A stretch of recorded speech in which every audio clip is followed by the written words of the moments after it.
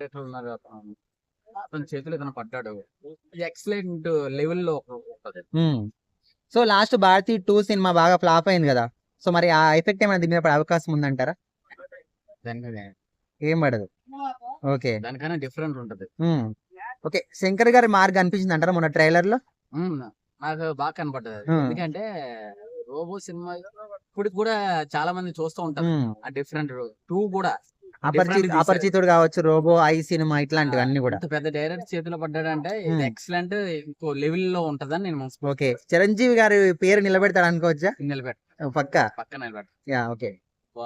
మరి బాహుబలి కన్నా డీ కూడా ఖచ్చితంగా. మరి పుష్ప 2 ని క్రాస్ చేస్తా అనుకోవచ్చా? క్రాస్ చేస్తుంది పక్క. ఓకే, ఒక్క మాటలో రామ్ చరణ్ గురించి ఏం చెప్తారు? ఓవరాల్ గా తనకి ఒక మంచి లైఫ్ వచ్చినట్టు డైరెక్టర్ దగ్గర చేతిలో పడ్డాడు. అతని చేతిలో పడ్డాక ఇప్పుడు దాకా అతను అనుకోలే చేస్తానని, ఇప్పటి నుంచి అనుకున్నాడు. అంటే అతని ట్విస్ట్లు ఎలా ఉంటాయంటే డిఫరెంట్ ఉంటాయి. ఎవరికి ఆలోచన కూడా ఉండదు. అవును, కోళ్ళు కూడా ఉంది కదా, అవును, డిఫరెంట్ గా తీసాడు. ఇది కూడా ఎక్సలెంట్ అవుతుందని నేను. ఓకే అన్న, థ్యాంక్ యూ.